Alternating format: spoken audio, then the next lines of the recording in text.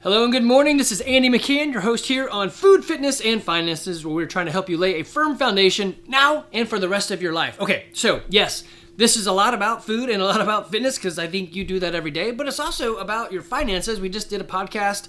Just did a podcast the other day. Actually, it should have landed today, so I'll try to stay a week ahead in case things happen on using a 1031 in real estate. So if you're into that sort of stuff, let me know. I'm happy to talk to you guys. I'm happy to be a mentor or a guy along with you on your journey or just to give you my advice. So I did a thing this weekend and a question came up that I think I'm going to merge together. So I have this presentation that I do. It's called The 5 Pillars of Health and Fitness and Longevity, which is taken from a whole lot of places and boiled down into my 2 cents on the subject. So the 5 pillars are how you eat, sleep, move, think, and connect. And in the end, the one that matters the most is connection. So I've got right here on this page, the Survival Podcast is a group of people that I'm connecting with, or people like me. I'm really pushing for it. It's something that means a lot to me. I got my own CrossFit gym. And I got some links in here. If you go to crossfitgarage.com/TSPC, you're going to see a bunch of links I've been putting together for them. So I'm helping them with this journey of health and fitness. But I have my own crew here, right? I have my buddies that play board games, that play D&D, that go camping, that go adventure racing. So I'm trying to pull these people together because connection is the key for that better, longer life. Yes, you need money. Yes, you need health. Yes, you need fitness. But connection is it. And yes, I think you need to have the world as a friendly place, not a hostile place. So today I'm going to cover some of the connection and just some thoughts and ideas. One, I do not have the answer. This is just my journey. I'm 50. I've got 4 children. I've got 1 wife. And Verity and I are still here at the house. 3 of the kids have moved off to go to college. One's about to, well, I guess they got about a year or 2 left in college. And then Evie's going to graduate high school in 2 years. So everyone will be gone. So we're in that transition phase. And there are some of you guys at the gym that are having babies right now. So the phase of life doesn't care. Time marches on. Everyone's in a different phase. We've got 20-year-olds, 30-year-olds, 40-year-olds, 50-year-olds. Heck, even right now while I'm 50, there are 16, 70-year-olds. I know, it's crazy, right? So the phase of life is changing, and not everybody's in the same phase at the same age. For example, my dad, the 3 kids in his first family are all around like 53, right? And then I've got 2 younger sisters that are about 30. So he's just now finishing up, like in his nearly 80s, finishing up all that side, right? Anyway, my point is, these phases of life aren't age dependent. They're what's going on in your life dependent.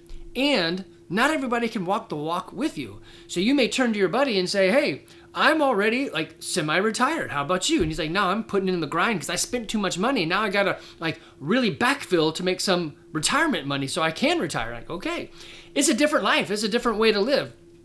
They're not going to understand the same sort of things. What I'm hoping to do with this podcast is help you on connection and understanding the phases as you become, I'm going to just say 50, but it doesn't have to be 50. It's that phase of life where you're more financially secure, you've been working for a while, you've made good choices, hopefully, your kids are moving out, and now you're back to, this is, so I just got done with a long weekend. I had some buddies, a bunch of computer sciencey guys. We all went up to the mountains for 3 days, or a long weekend. It was great. We almost did absolutely nothing besides hang out, eat, and play board games. It was fantastic. We did make a campfire and we were down by the river, all that stuff. But the whole purpose was just to hang, connect, and play board games. And we did, and it was awesome.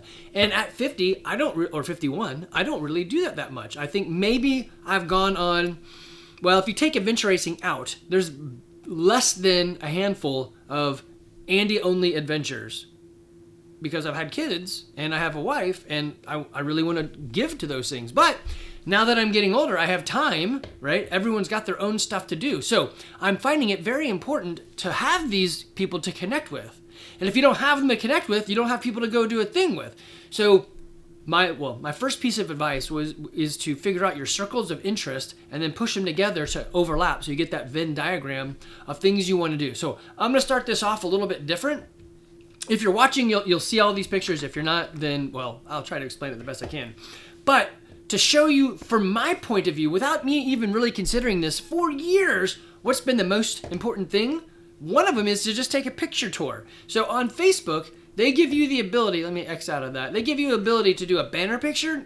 They didn't originally. It was just your this is me, what do they call it? Your profile picture.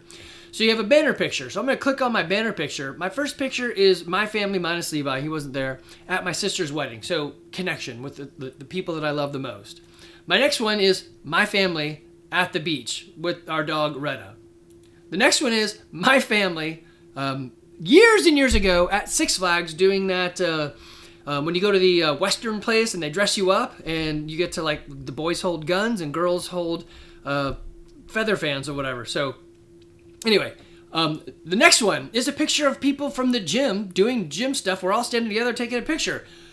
Interestingly enough, this picture, it's only from 2023. So that's 2 years ago. It's actually it's almost 2.5 years ago, right? Well, anyway, I see a lot of the same faces, and I love that. I mean, these people that I've been moving with for years. It's a great diagram, right? Or great overlapping Venn diagram. Next is Camp Ocoee. It's a bunch of our friends. I got the Gaddises, I got the Lotts, I got the Lebrecks. We've got other childhood friends that came up with Olivia, Evan and Levi. Next picture. Well, that's actually the same one. It's got all the kids in there. So there was a lot more kids.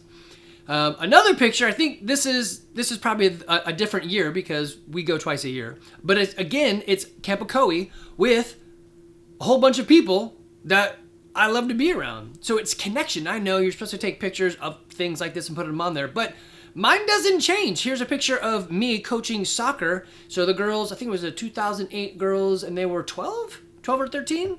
Again, connection. Another picture of Camp Ocoee with my buddies, and this is a long time ago. Yep.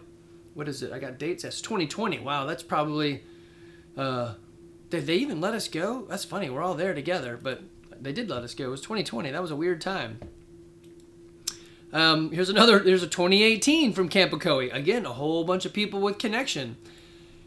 That's funny. I didn't realize I put this many of them from Camp Ocoee. It's a big piece of my life, so I've got a whole bunch of people. Anyway, the point is, connection is key. You see all these people? Oh, look at that. Stephanie went. I forgot Verity's sister went to Camp Ocoee. Oh my gosh. This goes back to 2012. I guess my first banner picture ever was 2012, and I left it there for 3 years. But it was Camp Ocoee. It's connection. Okay. The reason I put those up there is just to highlight the fact that I didn't even know I really wanted the people. It wasn't pictures of me doing a thing. It wasn't a picture of an event I went to. It's a place with people that I know and love, right? And so we're overlapping that stuff. I love these people. They came with me to a place. They made it on here.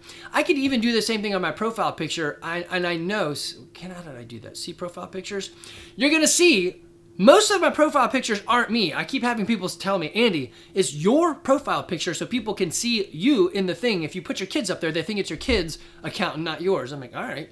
But I've got me and my dog. I got Evie doing a thing. I've got Randy and his wife and Eddie at an adventure race.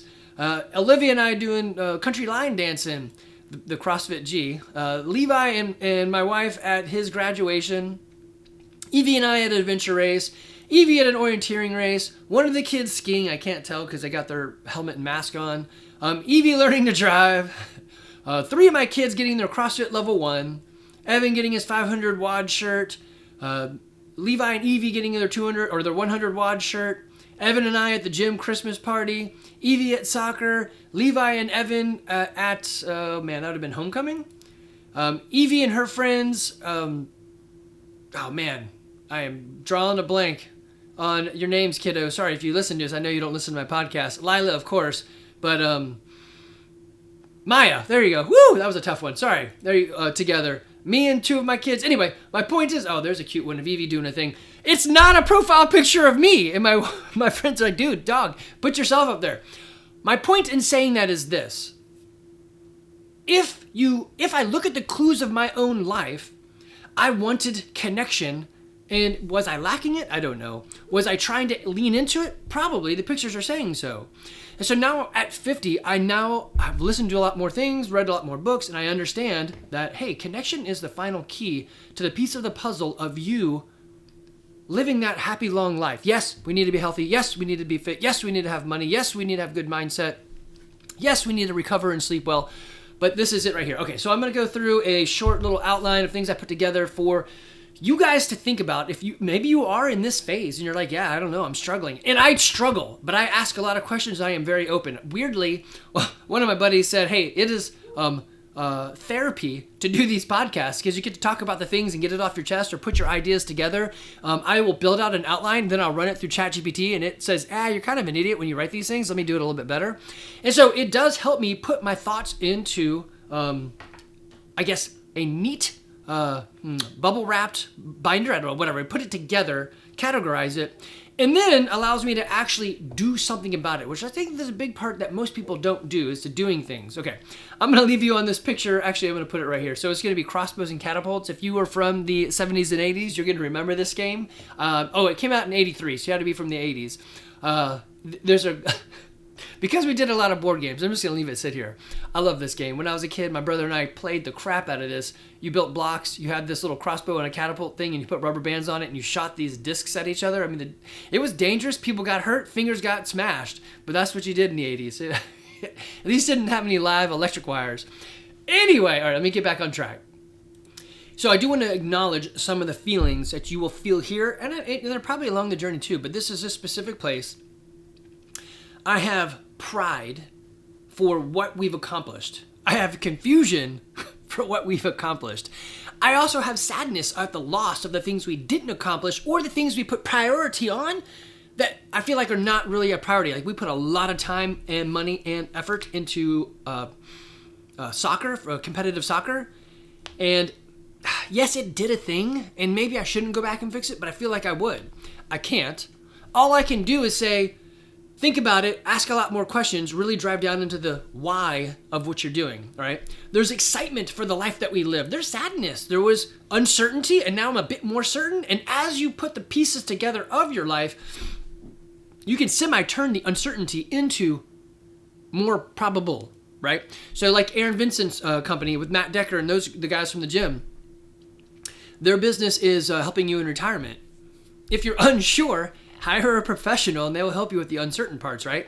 If you're unsure about your fitness, hire a professional. We'll help you. If you're unsure about any of this stuff, you can hire someone or talk to someone. So Jamie Thomas is I'm going to get it wrong, Jamie. If you listen to this, I am so sorry.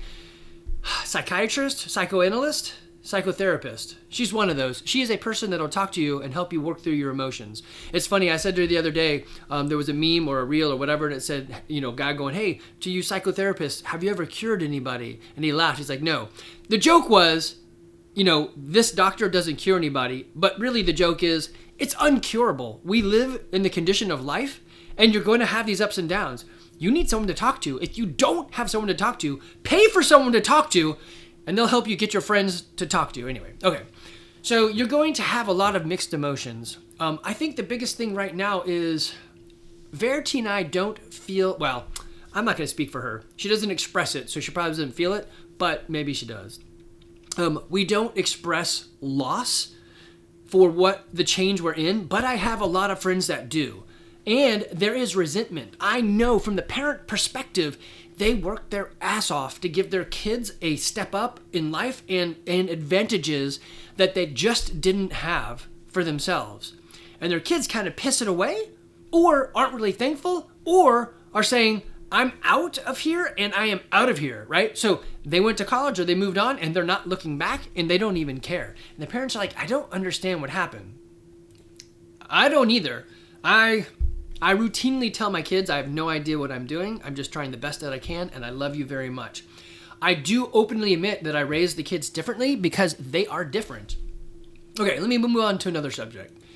So as you build up, you can look back and say, hey, I have laid a foundation for them. Hopefully it goes well. I hope it's a bad strategy. You should pray or fast, right? But we hope that it goes well. Here's a huge piece that's hard to get over in my heart. My kids are really intelligent. I want them to use that intelligence to get a degree that'll put them in a job the degree is tough because they're using their brain. The job is tough and pays well because it requires someone that'll get the degree that uses their brain. So yes, you're going to college, and yes, you could pick anything, but maybe you shouldn't. Maybe you should go a little bit harder. But if they don't, it's not your fault. It doesn't reflect on you. they have a life. Just like if you look at the other way, does my parents or does my choices reflect on my parents? Now, sometimes you can be like, hell yeah, it does. I know I am a very specific way to thwart how my parents were or to engage in what I thought was really good for my parents, right? So I'm a very active dad like my dad was. He was a sales guy that traveled all the time, yet he was my soccer coach. And looking back on that, I don't even understand how he made that work. He traveled a lot, and maybe we only had one soccer night or soccer practice, one night of soccer practice a week. I don't even remember how it worked, but he was there, and he was there a lot. Yet I know he traveled a lot. And it's interesting to me now. So I'm going to share something with you guys from the kids as they've grown up and now they're in college, right? So one of them said, man, what was it that he said? Let me pause and think about the story real quick. Okay, so Levi, we're out there doing a thing in the chicken area, building a covering for it.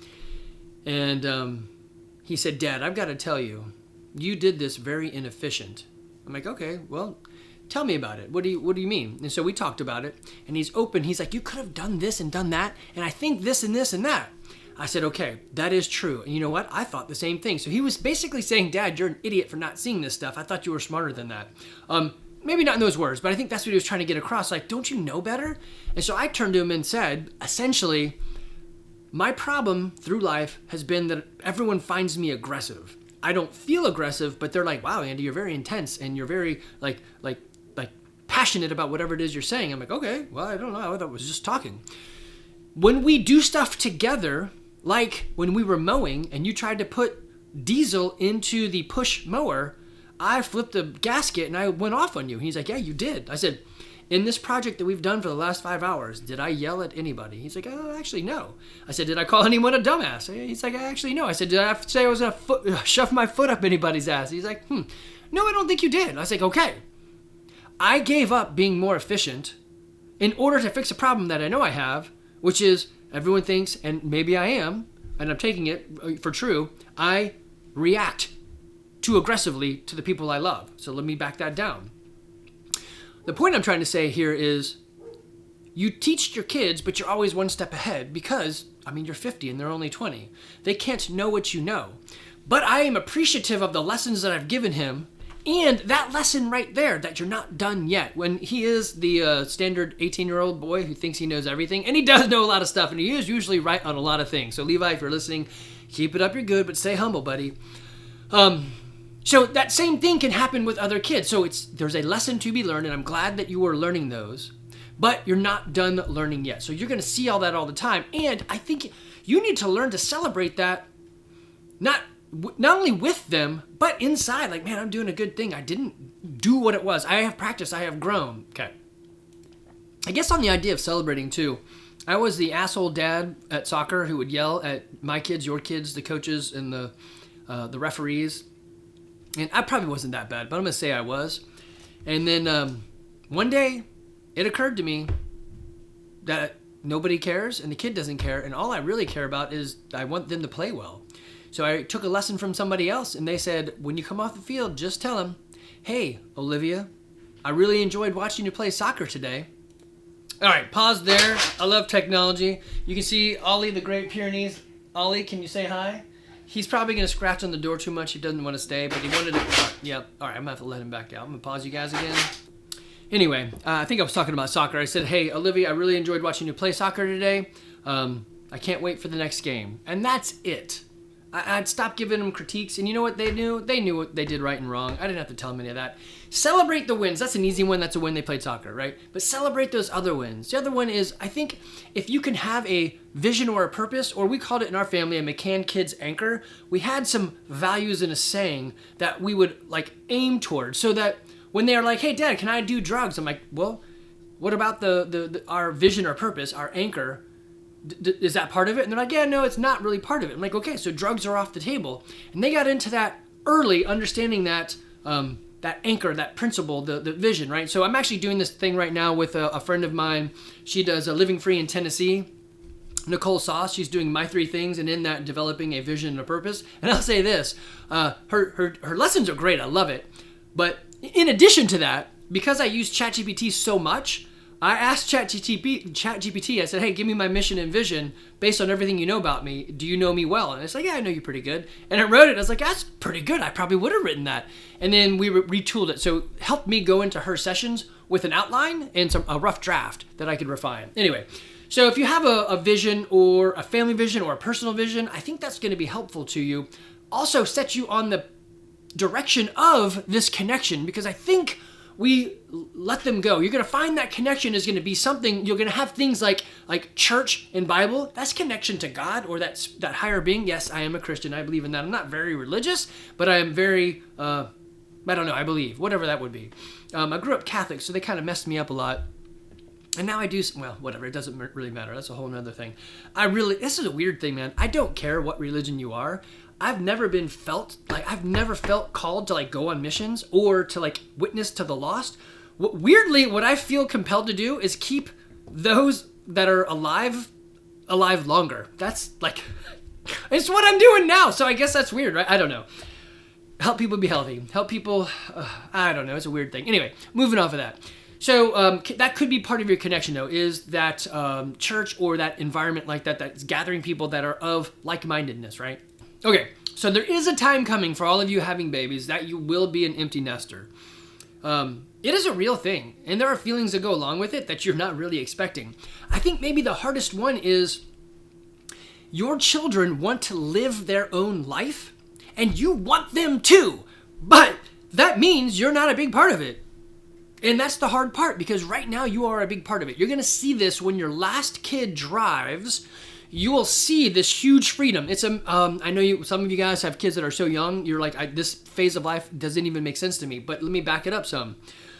When they can walk, you don't have to carry them anymore. That's a little bit easier. Of course, it's a little bit harder because now they can walk. They can put their tongue in all the sockets, whatever, right? This is the good one.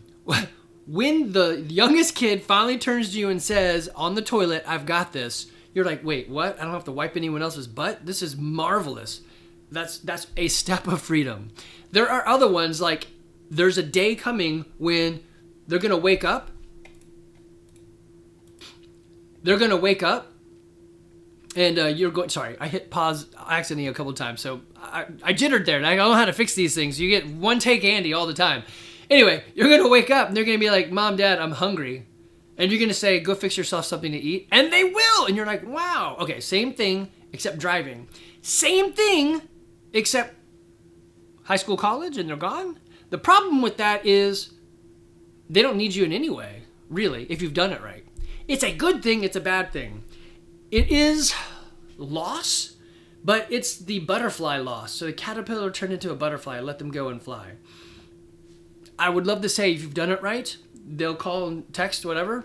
I just had a conversation with Evan for 35 minutes. And this is what I was supposed to be doing. But when your son calls you, pick up the phone and talk. Stop everything. Give them the attention, because this is it's far and few between. Levi, on the other hand, I have texted 13 times and he has yet to respond. I can see him on Life 360 moving, so I know he's alive, but that's it. Olivia will bounce back back and forth.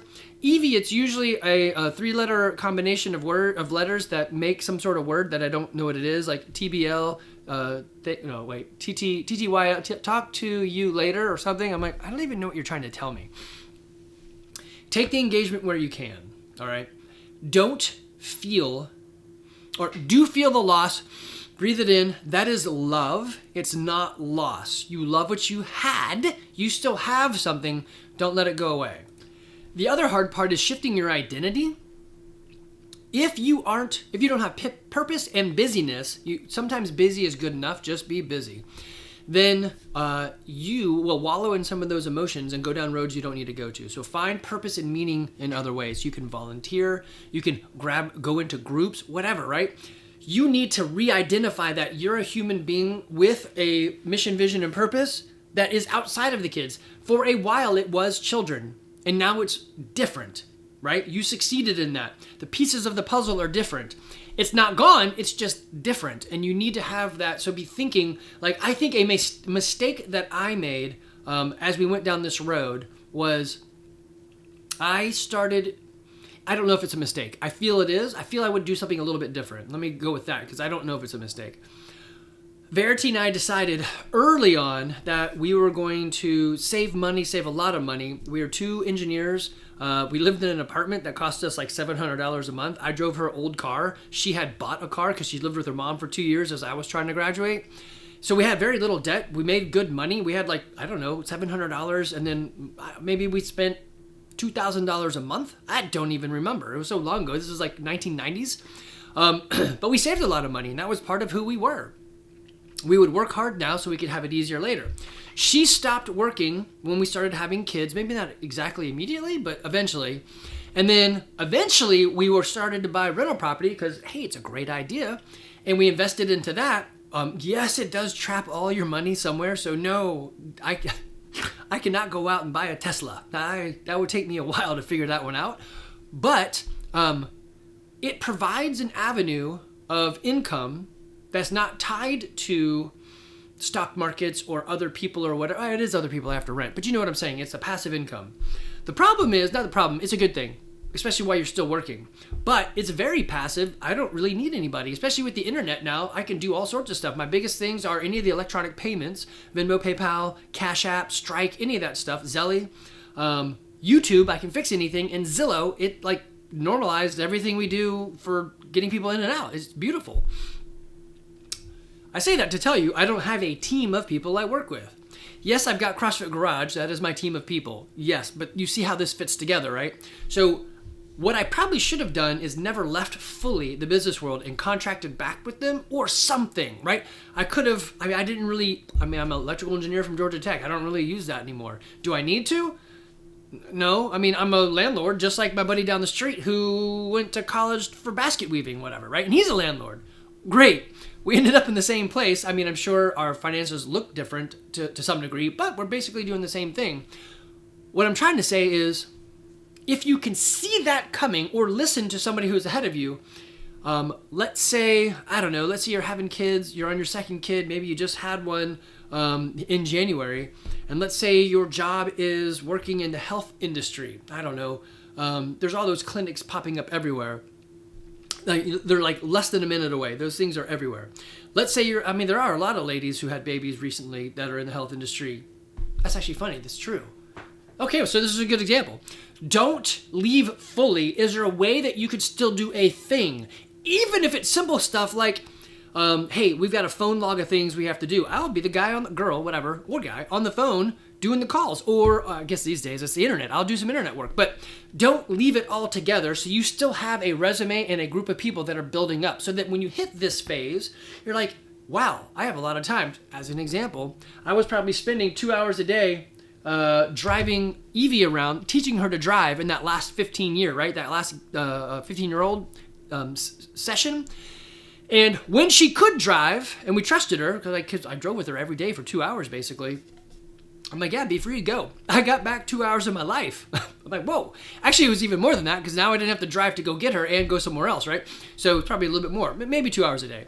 But anyway, don't leave that stuff all the way. Keep doors open. Don't close them down all the way. You may think I want to. I am telling you, don't close them down all the way. Don't burn bridges.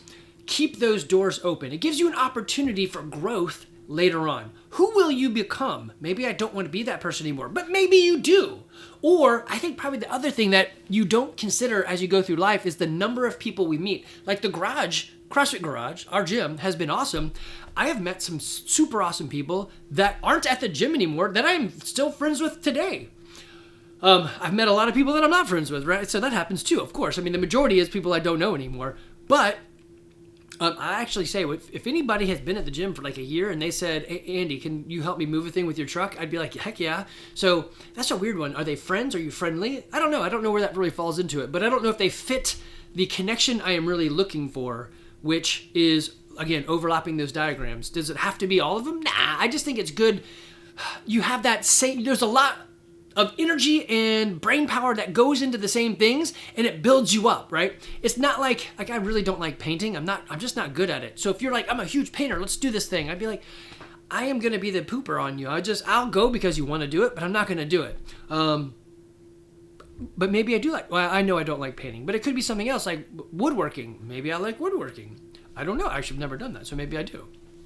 Okay, so keep your opportunities open. Something else I'd like to share that was kind of interesting was I did that Storyworth book. So Verity bought a subscription where they'd ask you one question a week, 52 questions, and you build it into a book. It was very interesting to go back and reflect on that stuff. I would even suggest doing stuff like that for free. Just go on Google and say, give me 50 questions to answer over the year, or 52 or whatever. Put it in a Word document, and you're going to, even if it's any questions, it doesn't matter what the questions are, you're going to start understanding which questions are more valuable and start editing the questions to give you the ability to give a better response. And I think it's going to help you understand yourself. It's kind of like those the dating apps. Evan just did one for UGA. So I think it's a Valentine's thing that started at Georgia Tech and spread out. And it's I kept calling it Plan B, but I think Plan B has a different connotations. It's that like pregnancy drug, so it's not that type of Plan B. But it's like, hey, if Plan A, I'm going to meet someone at college, doesn't work, then Plan B, you can meet like someone online. It was something like that. It's not called Plan B, but anyway, he said pretty much everyone had like a 99.1, 2, or 3 in the matchups. He said him and this one girl were 99.99. He's like, that's just crazy. So that's overlapping the circles. And those two happen to overlap really well. Okay, let me move on. All right, so you're going to have to focus on your passion. You're going to have to pursue some dreams. You want that health and longevity. And you want to have, again, that personal vision or purpose, develop that for yourself, right? So the first thing about that is focus on your passion. What are you passionate about? If you don't know, then that's a problem. You can do those force rankings. For me, I know that it's like fitness, health and fitness, I guess the garage, right? Health and fitness. I enjoy software and I use Wodify, so I engage with them a little bit because I like technology, and that's technology I use every day. And they could use the input of an owner that doesn't really have anything to hide, right? So I engage with those guys. I like adventure racing. I engage with those guys. We try to bring them together. I like board games and D&D and those things. We bring those together. So what do you enjoy? What are you passionate about? And how do they overlap? I like chickens. Not many people like chickens like I like them, but it's fun and it's enjoyable. I also like dogs. I don't do much with dogs, but I would if I had somebody that was going down that path. So find the things that are enjoyable to you. Would you do them on your own? If you're like, I don't really do anything, I am just a mom or dad. No, that's not true. You're more than that. What else are you into? And hone those things down. Cross some things off the list. That's totally fine too. All right, what I'm not a fan of is in pursuing dreams is like bucket lists. I don't know. I just don't feel great about that. Like I'm crossing things off so that when I die, I did those things. I don't know. Things for me aren't it. It's people. I don't really care about climbing Stone Mountain, but I do care about climbing Stone Mountain with a friend. So a buddy of mine, Glenn Gruschow, he got promoted, decided he didn't like that. He took another job that was less, but I love this. He knew his purpose. I will have more free time because I'm good at this to do the other thing I'm doing, which is building other businesses. So he's crushing his new job. Well, it's not new anymore, but he's crushing it. And he's building his passions, right? As he's 50-ish. But my point there is he's like, hey, Andy, I want to go climb Blood Mountain. Do you want to go? I have the day off because I'm switching jobs and this is the one free day and I want to do that. Do you want to go with me? I could care less about climbing Blood Mountain, although I do like that stuff, but only when I do it with people. So I said, hell yeah, when are we leaving, dog? He's like, tomorrow morning. I'm like, okay, I can be spontaneous if you let me plan it. So I had a couple hours to change my schedule and we went. It was great. Okay, so pursue those new dreams. Don't think, oh no, it's all over. I have to slide it in here. Health and longevity is a big thing. If you don't have your health, then longevity is not in the cards. Half the people we know born in our base year will be dead by the time we turn 75. That just sucks. And then most people are dead by the time they turn after that it's like 82 or something. So it's not long after 75. So at 50, I got like 30 years left. I really want to engage them and make them great. How do I do that? Well, if I'm decrepit or dumb in the head, which sometimes you can prevent, sometimes you can't, then it's not going to be great. So keep track of your health and fitness. Okay, so I should pull this up. Let me go grab my personal mission and vision, vision and purpose that I'm working on right now. Okay, it's a work in progress, but here we are. And thanks to ChatGPT, I just copied and pasted it into a Google Doc as I move along. And currently, it is my vision is I foster my people. I like that. It's like my people. Yeah, that's true. What does that mean? What's my people? I foster my people toward growth, health, confidence, and financial stability so that they can thrive and embrace their best life. I'm like, that's fancy, but yeah, that sounds good. And then purpose. It's the action to the vision, which I'm still working on right now. All right, if you need help with those things, let me know. I'm happy to walk you through it, but really I would just get into Nicole's next class. It's awesome. It's pretty cheap, and I mean, she's good at what she does. Or talk to Jamie Thomas. She can walk you through all this stuff too, I'm sure. Okay, the other bit is, what can you do about this? Embrace the journey. You're going down the river of life. There's sometimes hell's hole and you got to get through it, and other times it's nice and calm, and sometimes it's just gentle rapids. Sometimes you pop a hole in the boat and you got to get a new boat. Sometimes you want to try a different boat. Just jump in with your life vest, right? Embrace the journey. Don't fret and worry about it. Worrying can be good as long as you act on it. Worrying without action is just going to stress you out and is purposeful. It's not purposeful. It's useless. Don't do it. So just embrace the journey. It doesn't have to. You can plan this out. There are people that have gone before you. Ask the older guys, hey, what's next? Weirdly, it's the first time you've ever done this dance, but it's not the first time the dance has been done. So ask somebody. I think getting creative on staying in contact is awesome. So like these things right here, the cell phone and the apps that they have on it, engage them in the way that they want to be engaged. And this is for your kids. I know there's other stuff that can go on this. I really kind of wanted to talk about that next phase, right? Which is the kids are out and it's changing. So I guess that was my primary point, and I sort of went all over the map, but that's my jam. So engage with them in the ways that they want to engage. They don't text very much. These kids, they want Snapchat. So I've got Snapchat. I don't use it that much, but I try to. They do Instagram reels back and forth. I don't really Instagram except for the gym, which I most of the time don't even know what I'm doing. I just do a video in CapCut, like thank you, and I just post it. They don't use Facebook, which I use a lot, and it's a generational thing, I guess. But I do have the other things to try to engage with them on. They're in college. That means they're hungry and everybody's poor. So I'm engaging with them there. I can take them and their friends to lunch, and it's not that expensive for me, especially since they don't live at home. Or it's not that big of a hit. It's expensive, that one trip, but it doesn't happen much. So engage with them in the new ways that make sense to them that you can jump into, right? Create opportunities. Hey, the family is going to do this thing. You're invited. Bring a friend if you can do that. I mean, you can't take a friend skiing all the time. That gets really expensive. But you can take a friend to the beach usually, right? Or to the cabins in the mountain or hiking.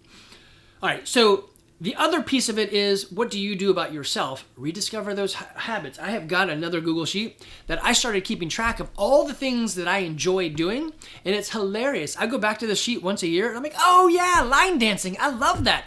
And then I text Olivia, hey, when you come back, we're line dancing. She's like, yeah, sure we are. So there's things on the list that I just forget that I like.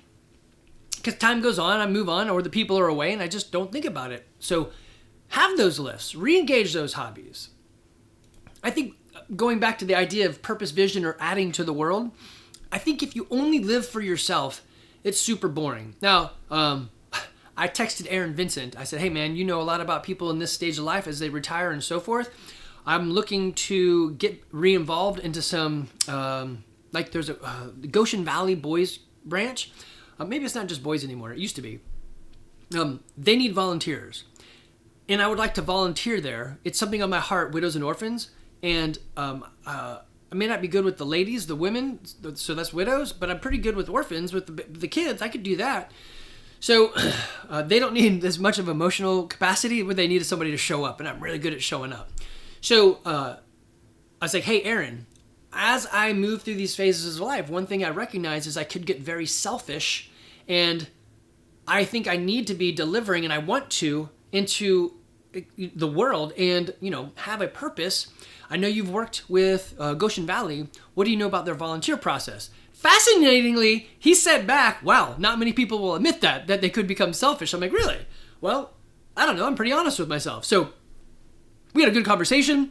It was fascinating, and did some texting back and forth. They got into hunting and got off track. But I did get what I wanted out of that, which is some information on, they've got, you can go for a Saturday or you can stay over. So I needed some information, some personal experience on that one.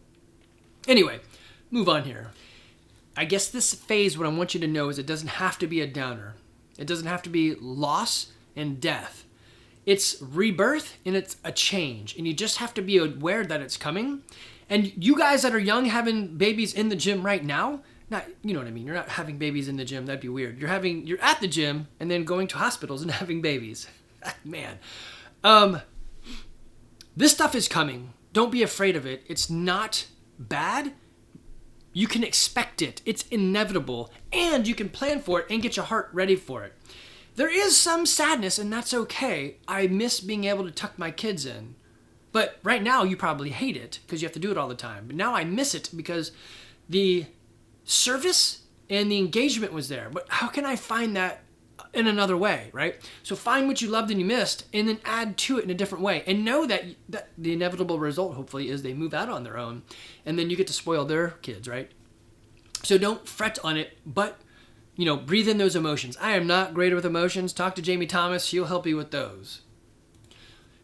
Use it to reinvestigate who you were at 18 when you knew everything and you were moving out. Hey, you actually do know a whole lot more now, and you have a lot more money and time. So use it. Become the person you thought you were, right? Start investing in yourself even more so. Drill down. I don't think it's a bad thing to go into a niche unless it's kind of like, I don't know, drugs or something like that, right? But niche down. I cut things out of my life that don't really fit because I know I'm not really interested in those things. So I do more racing. I do more CrossFitting. I do more board games. I do more hanging out. I do more outdoorsy things. But I don't go to axe throwing. It's not something that I enjoy. I don't do painting. I'm not good at it. Now my kids love it and I'll do it with them, but it's not something that I'll do, right? Okay.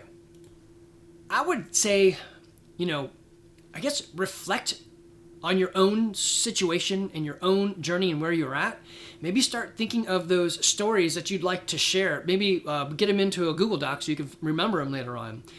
Possibly invite people over to talk, like people in that same phase. They may not be the same age, and maybe one more older person that can say, hey, this is where I was. Someone that like, and respect. Don't invite, Uncle Eddie, who's like the bum on the street. You don't want his advice, right?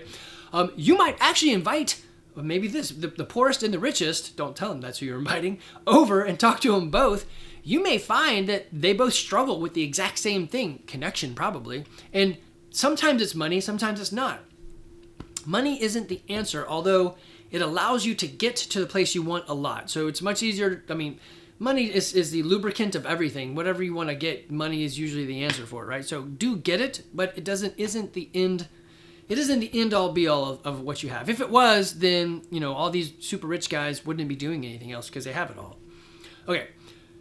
So if you need help, reach out. I'm not great with emotions, but I am there. If you need real help, reach out to Jamie Thomas. I am not that guy. I'd be happy to talk, but my advice is going to be 50-year-old man advice and not laden with a lot of emotion. I'll probably just tell you to harden up and to write things down and to journal a lot. I would probably tell you to use ChatGPT and talk back and forth with it so you can just get words. You just need somebody to talk back to you and let you get the words out. Jamie's a professional. I would probably hire her. Okay, so the thing that I left this on this crossbows and catapults forever, and you guys are like, why'd you leave it there? Because it's an awesome game. There's this whole place that's restoration games. They take the old games and remake them. So my buddies, we're all nerds. They're computer sciencey guys. I was an electrical engineer, so we kind of fit that theme together. We enjoy getting together and doing board games, playing D&D. We enjoy... Anyway, we have circles that overlap. We have a Venn diagram. We decided to do this thing, and we're surprised. We're like, that's weird. It took us 50 years to do this. We could have been doing it before. Why didn't we do it? I don't know. But we're so engrossed in the responsibility of life that we really didn't even take time for ourselves. Usually women are much better than this. Hey, we have a girls' weekend. Guys don't usually have, not many guys have a guys' weekend, especially guys' weekends that don't end up with, we were all just smattered drunk, right? So our group is not huge drinkers. We do drink, but we're not like that. There was another game that I wanted to show you guys. We played the crap out of this one. So back in the 80s-ish, there was The Dark Tower with the books from Stephen King, I think. And then they redid it with Return to the Dark King, and it's got more technology in it. This game was fantastic. It is super expensive, but guys, if you're board gamers, Stu, if you're listening, this game, you probably already know it. This game is tremendous. If you have a thing like board games, guys, there are sites like BoardGameGeek.com for your thing that'll list out all the coolest games or the things, whatever it is, that you're into. If you're into horses, I bet you there's a website that says the best horse sites, I don't know, there are trails for horses, go walk them, right? The internet has given you the ability to find the things that you're interested in and doing them. Somebody mentioned the other day geocaching. I'm like, man, we used to do that on trips. I don't know why I don't do that. I'm going to add it to my list. I love that stuff. There's probably a list. Actually, I'll Google it right now. Best geocaching in Woodstock, Georgia. I bet you it's going to give me a kick-ass list. Oh, look at it. I love that when Brave summarizes it with its own AI. I couldn't do it. Something went wrong. Geocaching, Discover Georgia. So yeah, there's websites on it, but they're given like, oh, there's one right near me. Interesting. So the internet's your friend. Don't shy away from it. Phases of life are your friend. It's a natural transition. Don't shy away from them. Talk about it. Have a plan. This is an exciting time for me. I'm actually very interested in learning more of who I am and unwrapping unmuffling the me that I muffled up for the kids. They don't need me to be muffled. Like, it is funny now with all the kids being older, we all tell dirty jokes. And they're like, Dad, you have dad jokes, but you're also kind of like dirty and funny and weird dirty. Like, I don't know if I like these jokes coming out of your mouth. And I'm like, I've been like this the whole time. You just didn't know. And they're like, really? So the boys and I laugh a lot. The girls are like, I don't know. Evie loves it. Evie's probably dirtier and grossier than I've ever been. She's hilarious. She has a lot of good dad jokes. But, well, I'm going to say dirty and gross. I mean, like potty talk. Like, like turd jokes are always funny. Whatever. They get to know who you really are. Your kids never really know you. Now they're really going to get to know you. And it's awesome. You can change the parent relationship to a friendship relationship. And you can reach out to those friends that you know you've got and pull them in, especially if their circles overlap. Venn diagrams, right? All right, guys. A little bit different. It's on connection. Connection, in the end, is the key. Have your connection. Dive in deep. If you got questions, happy to answer them. Andy McCann. What is my email? Andy@CrossFitGarage.com. Or, you could DM me. I'm not good on those. You could text me. I'm okay with that. But email is probably the best thing for me. I'm here for you. I'm not the best emotionally. I got Jamie Thomas for that. All right, guys. Hopefully I'll see most of you at the gym and some of you online. Take care.